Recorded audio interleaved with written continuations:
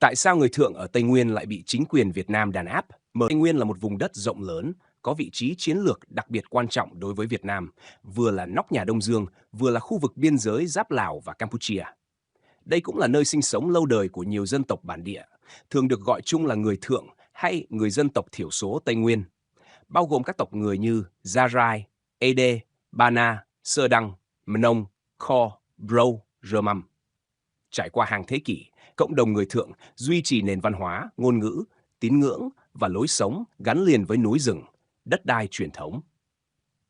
Tuy nhiên, từ sau năm 1975, đặc biệt là trong 4 thập kỷ gần đây, mâu thuẫn giữa người Thượng với chính quyền trung ương ngày càng gay gắt. Nhiều người bản địa cảm thấy bị tước đoạt đất đai, bị hạn chế quyền tự do tôn giáo, bị đồng hóa văn hóa và chịu sự giám sát nặng nề. Những bất mãn này đã dẫn đến các cuộc biểu tình lớn vào đầu thập niên 2000, khiến hàng ngàn người phải bỏ chạy sang Campuchia và Thái Lan xin tị nạn. Trong khi đó, phía chính quyền Việt Nam coi đây là vấn đề an ninh quốc gia gắn liền với nguy cơ ly khai và thường phản ứng bằng biện pháp mạnh tay, đàn áp biểu tình, bắt giữ những người bị coi là kích động.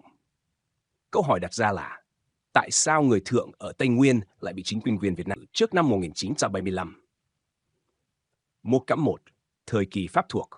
Dưới thời Pháp, Tây Nguyên được coi là vùng đất hoang sơ, ít chịu ảnh hưởng từ đồng bằng. Người Pháp nhìn thấy ở đây tiềm năng gỗ, khoáng sản và đất đai màu mỡ cho cây công nghiệp. Tuy nhiên, thay vì hòa nhập, chính quyền Pháp lại áp dụng chính sách chia để trị. Người Thượng được quản lý riêng biệt, không sát nhập hoàn toàn vào hệ thống hành chính của người Kinh. Người Kinh ít được phép lên Tây Nguyên, tạo ra một khoảng cách quyền lực giữa hai cộng đồng. Các nhà truyền giáo Thiên Chúa giáo và Tin lành được khuyến khích hoạt động, gieo nền móng cho sự lan tỏa tôn giáo phương Tây trong vùng. Điều này để lại một di sản. Người Thượng nhận thức rõ bản sắc khác biệt của mình với người Kinh và coi họ là khách hơn là đồng bào. 2. Thời Việt Nam, Cộng hòa và Mỹ can thiệp. Trong thời kỳ chiến tranh, Mỹ coi Tây Nguyên là vùng chiến lược quân sự. Quân đội Mỹ cùng chính quyền Sài Gòn đã thành lập lực lượng dân sự chiến đấu EDD, tuyển mộ nhiều người Thượng tham gia chống lại lực lượng Cộng sản. Đồng thời, Mỹ và chính quyền Sài Gòn cũng khuyến khích các phong trào tự trị của người Thượng.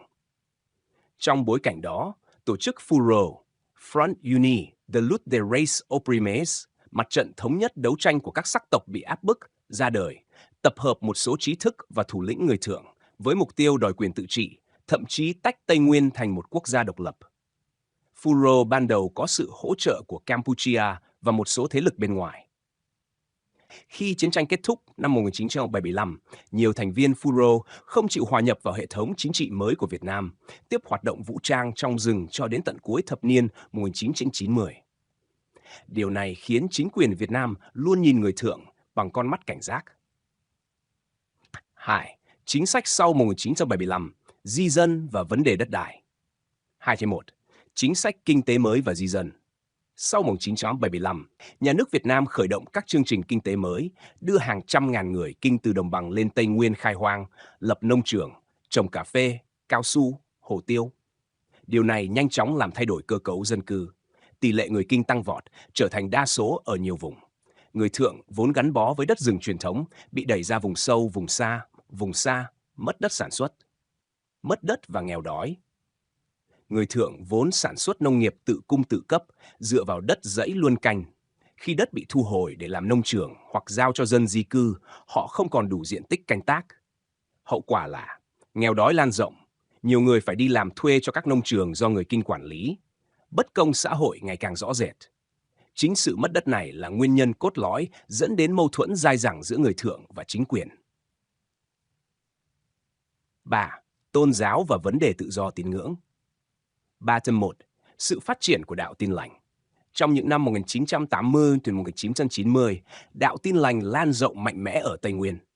Người Thượng tiếp nhận đạo Tin lành không chỉ vì niềm tin tôn giáo, mà còn vì nó trở thành biểu tượng của sự phản kháng, của bản sắc riêng. Nhà thờ và kinh thánh bằng tiếng bản địa giúp họ duy trì ngôn ngữ và tinh thần đoàn kết. 3.2. Sự nghi ngờ của chính quyền. Chính quyền Việt Nam lo ngại rằng đạo Tin lành gắn liền với các tổ chức FURO lưu vong ở Mỹ hoặc với các tổ chức nhân quyền quốc tế. Do đó, họ coi sự phát triển ồ ạt của đạo Tin lành là mối đe dọa an ninh chính trị. Hậu quả là nhiều hội thánh bị đóng cửa, tín đồ bị yêu cầu sinh hoạt trong hội thánh nhà nước công nhận. Một số trường hợp tín hữu bị bắt giữ, thậm chí bị cáo buộc phá hoại đoàn kết dân tộc. Điều này càng làm người thượng cảm thấy bị đàn áp trong đời sống tinh thần. 4. Phong trào đấu tranh và đàn áp đầu thế kỷ 20. 4.1. Biểu tình 2001 và 2014. Năm 2001, hàng ngàn người thượng xuống đường tại Gia Lai và Đắk Lắk đòi lại đất đai và quyền tự do tôn giáo. Cuộc biểu tình bị chính quyền trấn áp mạnh mẽ, nhiều người bị bắt. Năm 2004, một đợt biểu tình lớn khác nổ ra, kéo dài nhiều ngày, có báo cáo về đụng độ và thương vong. 4.2. Di cư và tị nạn. Sau các cuộc đàn áp, hàng ngàn người thượng bỏ chạy sang Campuchia. Tại đây, nhiều người xin tị nạn chính trị qua Cao ủy Liên Hợp Quốc về người tị nạn UNHCR. Một số được đi định cư ở Mỹ và châu Âu. 5. Nguyên nhân sâu xa của sự đàn áp. 1. Đất đai và sinh kế. Mất đất là gốc rễ dẫn đến nghèo đói và bất mãn. 2. Văn hóa bản sắc. Người thượng muốn giữ bản sắc riêng, trong khi chính quyền thúc đẩy hội nhập dân tộc theo hướng đồng hóa. 3. Tôn giáo, chính trị. Đạo Tin lành bị gắn với nguy cơ ly khai, khiến người thượng bị giám sát gắt gao. 4. Nỗi lo an ninh quốc gia. Vị trí chiến lược của Tây Nguyên và lịch sử Phú-rô khiến nhà nước nhìn mọi phản kháng qua lăng kính âm mưu chính trị. 6.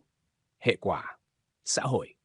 Người thượng vẫn là một trong những nhóm nghèo nhất Việt Nam, với tỷ lệ mù chữ, suy dinh dưỡng, thiếu đất cao.